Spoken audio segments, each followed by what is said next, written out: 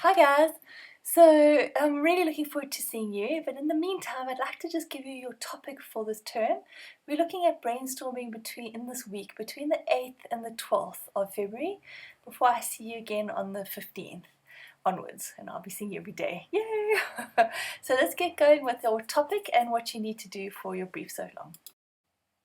Okay, so I've written down the full design process, step by step, of what to do and how to follow it, and things to consider, questions to ask yourself, and all that kind of thing, which will really help you with your process. But just for this little week, for the week from the 8th to the 12th, I'd like you just to consider this mind map spider diagram. Okay, so just really get you thinking about your topic.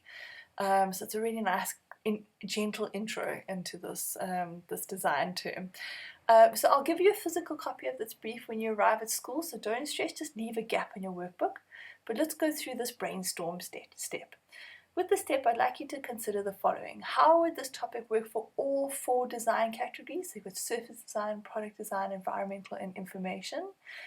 What kind of designs can you think of for each category, and how does this design idea have a purpose, and how does it function, both aesthetically and practically?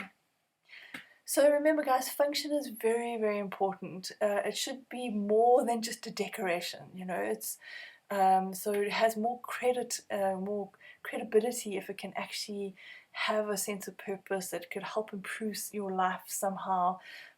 So design beyond just pure decoration. Obviously if it's surface design, that surface could be printed onto so many different products. That's where that sort of sense of decoration has that full functionality. Do each of these ideas lean towards your particular strengths?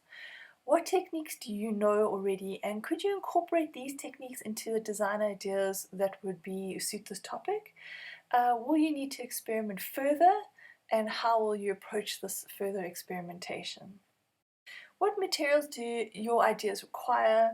What was your first thought when you watched the video, and how has it evolved as you've asked yourself these questions?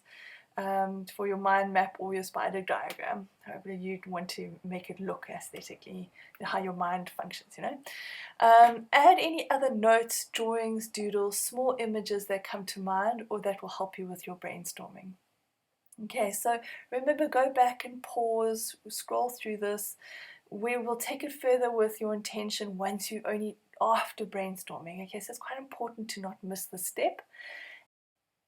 So now let's look at your topic. Insert drum roll. Microscopic to minuscule. I'll let you just let that sink in a bit. So what is microscopic and what is minuscule? Microscopic is so small as to be visible only with a microscope. Minuscule, extremely small, tiny, minute, microscale. Okay, so let's zoom in.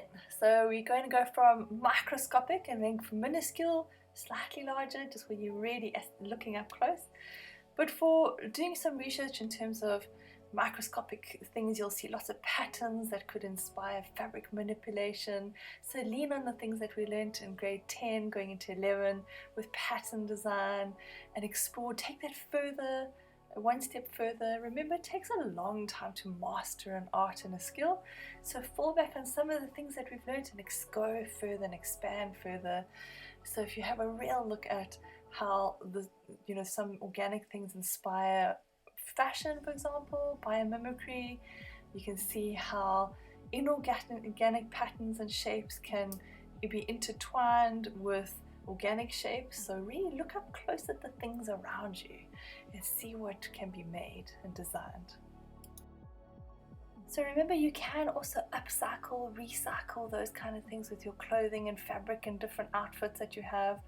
You could really incorporate the minuscule and the microscopic patterns into clothing, fashion design, but don't underestimate uses of other materials, paper for surface, and try and reconstruct things out of unusual materials. So experiment and explore as much as possible different surface patterns. What is the purpose of the pattern? And then remember that you can also look at exploring different techniques, even for a zine. So something that's 3-dimensional can get photographed to become something that's functional 2-dimensionally. Your pattern could go onto the surface of something ceramic. You could even make this out of air drying clay, like a bowl like this. So obviously it won't be able to handle any sort of really hot foods or this or that, but it'll still be able to function to hold things like jewelry or coins. So let's look up and zoom in and have a look at other interesting textures and patterns and objects up close that might spark off other ideas, looking at our product environmental information and again surface design. So use this as a warm-up. Have a look.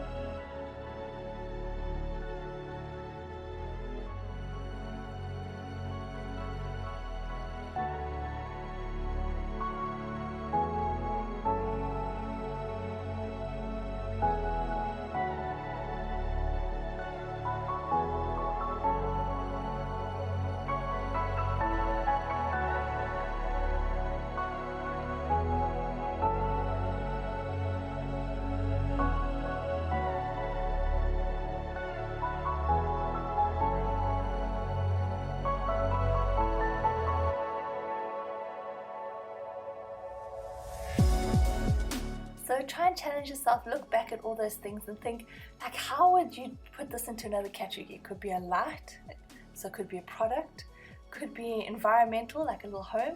This tardigrade, what could you make from this miniature thing? Maybe a Halloween outfit? So you can be wildly creative, guys. Look at the miniature and microscopic and really think, what could you do with it?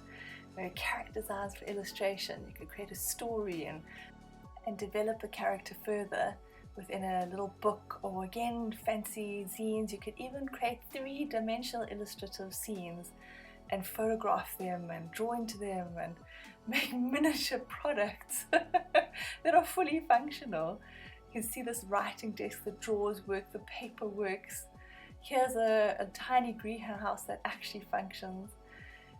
So here in some furniture, but you could advertise for a doll's house or an architectural study. These are all our design history chairs that you'll be seeing more and more of in miniature. So zoom in, guys, really have a closer look and let your imagination go wild with different things. You could create lights, really dive into architectural little models. So if you are keen to build a set or something like that, or a little home. So this topic really lends itself to such a wide scope and variety of options. But remember to lean upon what your strength is and let your brain start firing up. So untether your imagination and explore the concept of things being not what they seem, especially for illustration. Explore different ideas of what is huge could be small, and what is small could be large. So, and looking at illustration, it can be a powerful tool for communication. So you could really go wild with animation, illustrations, in terms of zines, and explore the world around you, experiment as much as possible, and good luck and enjoy! I'll see you soon. Thanks for watching.